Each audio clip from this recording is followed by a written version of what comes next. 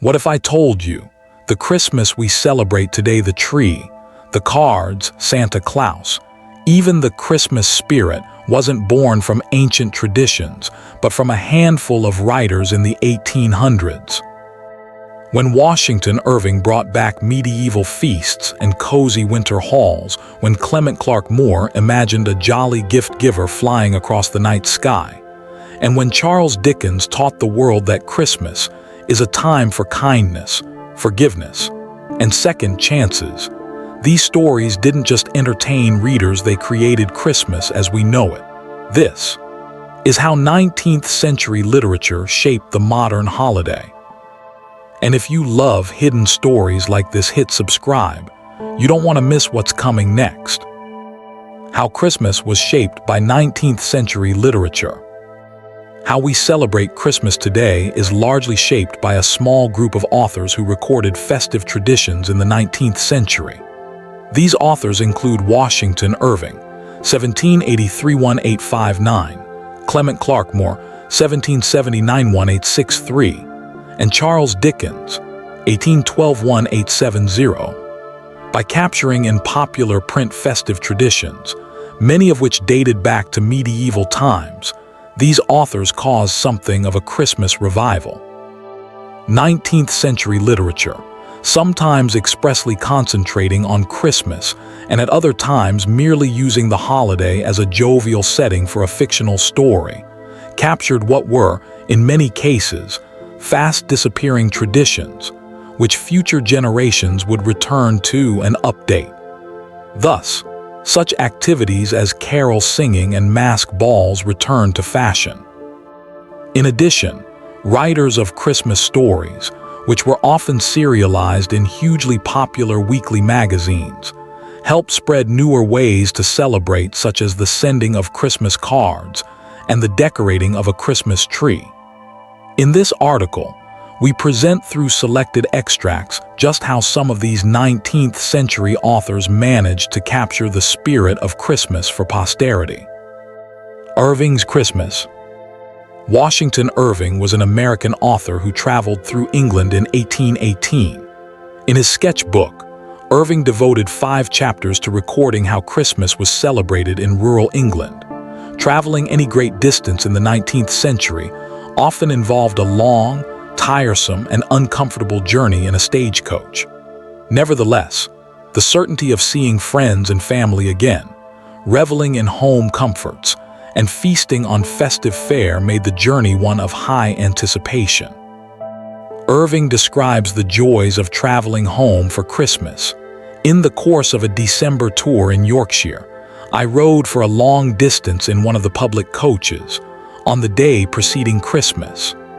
The coach was crowded, both inside and out, with passengers who, by their talk, seemed principally bound to the mansions of relations or friends to eat the Christmas dinner.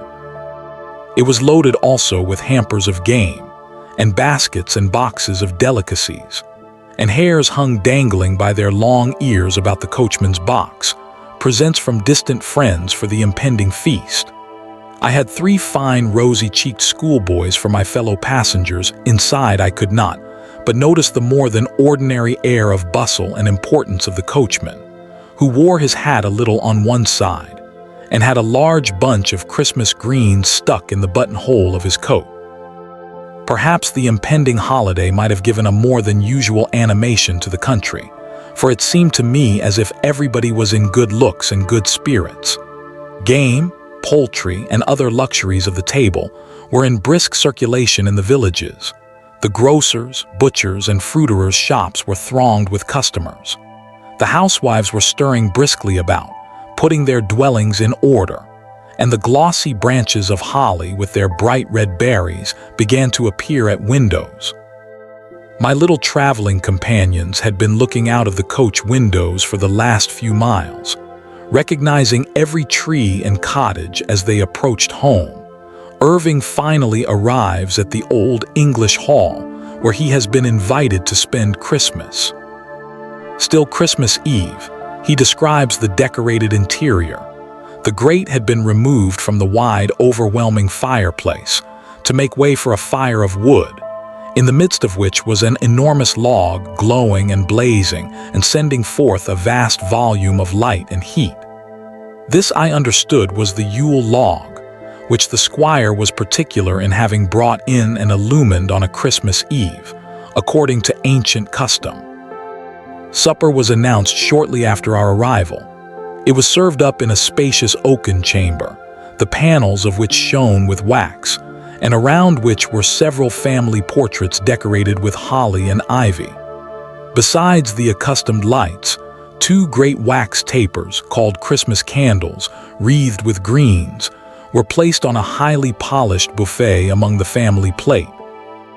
The table was spread with substantial fare, but the squire made his supper of frumenty, a dish made of wheat cakes boiled in milk, with rich spices, being a standing dish in old times for Christmas Eve. Irving goes on to describe the traditional activities of Christmas morning. When I woke the next morning, it seemed as if all the events of the preceding evening had been a dream. While I lay musing on my pillow, I heard the sound of little feet pattering outside the door, and a whispering consultation.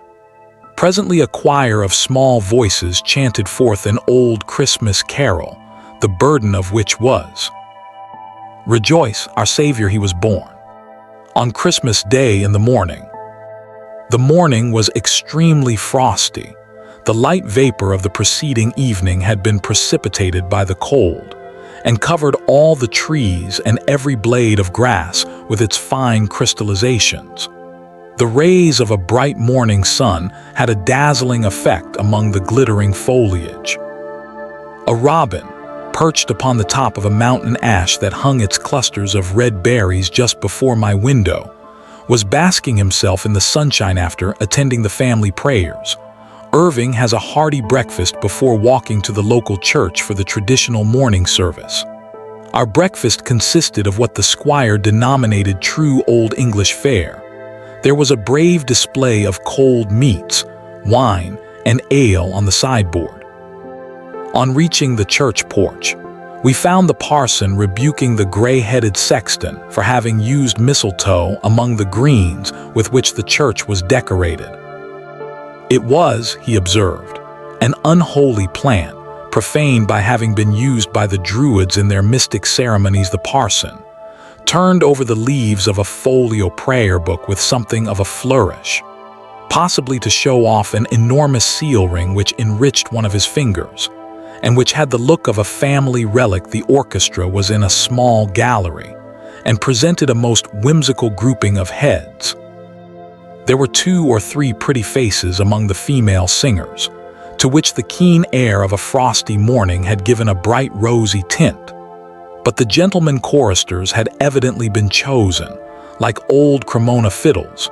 More for tone than looks, the parson gave us a most erudite sermon on the rites and ceremonies of Christmas, and the propriety of observing it not merely as a day of thanksgiving, but of rejoicing, and concluded by urging his hearers, in the most solemn and affecting manner, to stand to the traditional customs of their fathers, and feast and make merry on this joyful anniversary of the church. I have seldom known a sermon attended apparently with more immediate effects.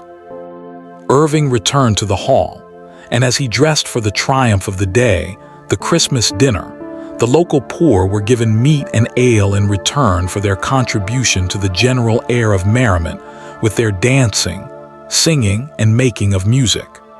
The old squire kept up old customs in kitchen as well as hall, and the rolling pin struck upon the dresser by the cook summoned the service to carry in the meats. The dinner was served up in the great hall, where the squire always held his Christmas banquet. The butler entered the hall with some degree of bustle. He was attended by a servant on each side with a large wax light, and bore a silver dish, on which was an enormous pig's head, decorated with rosemary, with a lemon in its mouth, which was placed at the head of the table. The table was literally loaded with good cheer, and presented an epitome of country abundance, in this season of overflowing larders. A distinguished post was allotted to ancient sirloin. There were several dishes quaintly decorated a pie, magnificently decorated with peacock's feathers, in imitation of the tail of that bird, which overshadowed a considerable tract of the table. I found the tide of wine fast gaining on the dry land of sober judgment. The company grew merrier and louder as their jokes grew duller. After the dinner table was removed, the hall was given up to the younger members of the family, who played at romping games, blind man's buff, and a burlesque imitation of an antique mask which, from its medley of costumes, seemed as though the old family portraits had skipped down from their frames to join in the sport, and as the old manor house almost reeled with mirth and wassail, it seemed echoing back the joviality of long-departed years. Moore's Santa Claus. Just as Irving's popular work set the tone for Christmas celebrations, yet to come so the poet Clement Clarke Moore recorded the definitive portrait of Saint Nicholas as the bringer of presents to children's homes. Here is his celebrated poem, "'Twas the Night Before Christmas, aka A Visit from St. Nicholas," written in 1822. "'Twas the night before Christmas, when all through the house not a creature was stirring, not even a mouse. The stockings were hung by the chimney with care, in hopes that St. Nicholas soon would be there. The children were nestled all snug in their beds, while visions of sugar plums danced through their heads. And Mama in her kerchief, and I in my cap, had just settled our brains for a long winter nap, when out on the lawn there arose such a clatter. I sprang from my bed to see what was the matter. Away to the window I flew like a flash, tore open the shutters and threw up the sash. The moon, on the breast of the new-fallen snow, gave a luster of midday to objects below, when what to my wondering eyes should appear but a miniature sleigh and 8 tiny reindeer, with a little old driver, so lively and quick, I knew in a moment it must be St. Nick. More rapid than eagles his coursers they came, and he whistled and shouted and called them by name. Now Dasher, now Dancer, now Prancer and Vixen, on Comet, on Cupid, on Donder and Blitzen, to the top of the porch, to the top of the wall. Now dash away, dash away, dash away all, as dry leaves that before the wild hurricane fly. When they meet with an obstacle, mount to the sky. So up to the housetop, the coursers they flew, with a sleigh full of toys, and St. Nicholas too.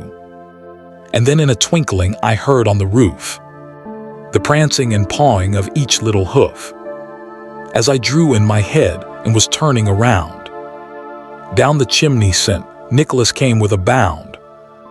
He was dressed all in fur from his head to his foot, and his clothes were all tarnished with ashes and soot. A bundle of toys he had flung on his back, and he looked like a peddler just opening his pack. His eyes how they twinkled, his dimples how merry. His cheeks were like roses, his nose like a cherry. His droll little mouth was drawn up like a bow, and the beard on his chin was as white as the snow. The stump of a pipe he held tight in his teeth, and the smoke it encircled his head like a wreath. He had a broad face and a little round belly that shook when he laughed like a bowl full of jelly. He was chubby and plump, a right jolly old elf, and I laughed when I saw him in spite of myself. A wink of his eye and a twist of his head soon gave me to know I had nothing to dread.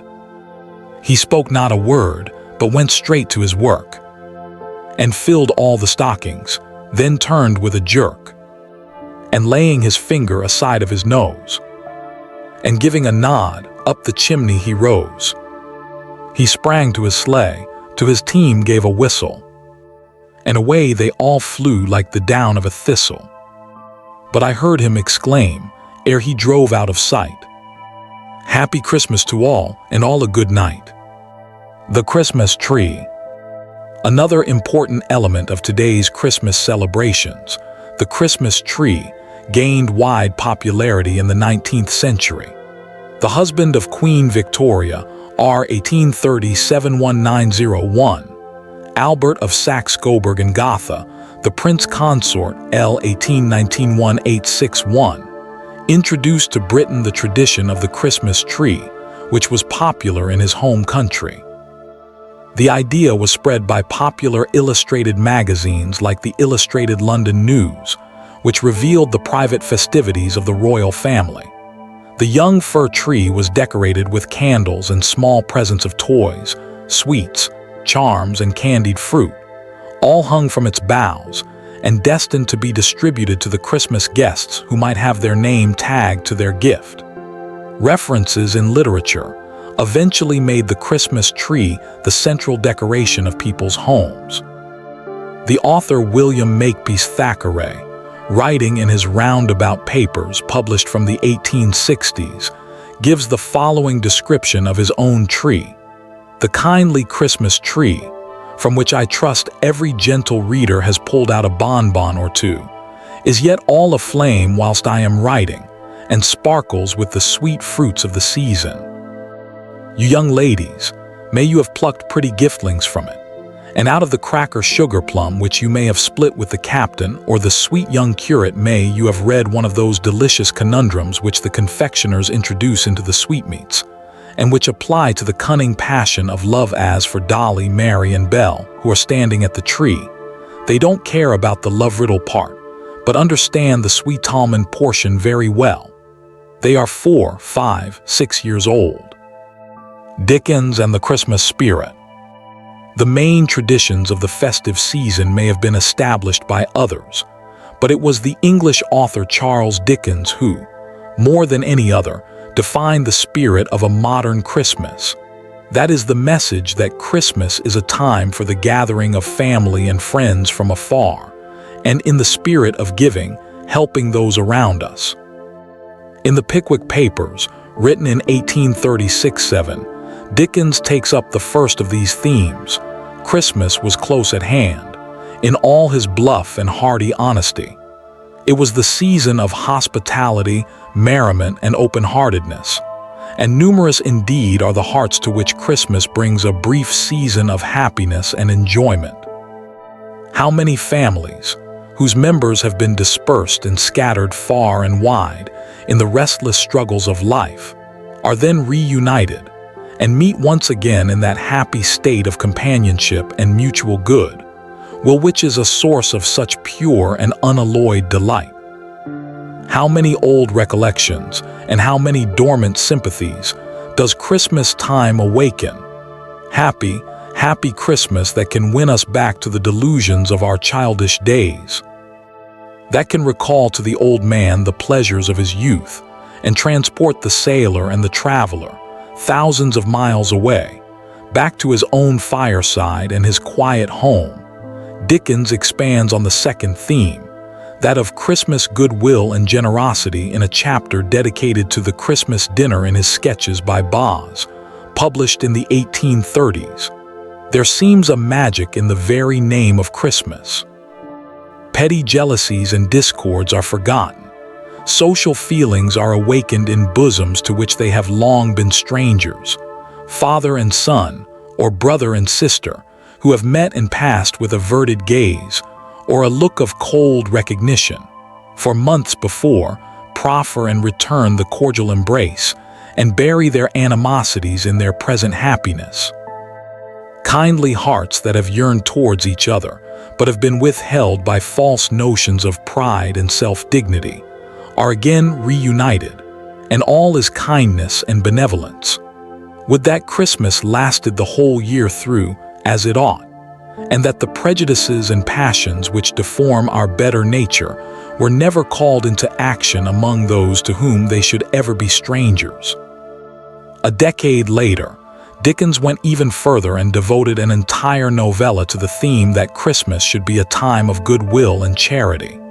In his most famous festive work, A Christmas Carol, written in 1843, Dickens presents the rich miser Ebenezer Scrooge, who, One Christmas Eve in London is visited by the terrible spirit of Jacob Marley, his late business partner. Marley warns Scrooge that unless he changes his miserly ways and starts doing some good in this life, he will sorely repent it in the next. To reinforce the message, Scrooge must endure visits by three more spirits, the ghosts of Christmas past, present, and future. Scrooge's travels through time are colored by many references to Christmas traditions, from Mrs. Cratchit's steamed Christmas pudding to the raucous games at the party of Scrooge's nephew Fred to the butcher's prized turkey. But it is one message alone that traverses the story, and it is aimed at all those who would listen. It is never too late to embrace the spirit of the Christmas season, even for one such as Scrooge. He became as good a friend, as good a master, and as good a man as the good old city knew, and it was always said of him that he knew how to keep Christmas well, if any man alive possessed the knowledge. May that be truly said of us and all of us.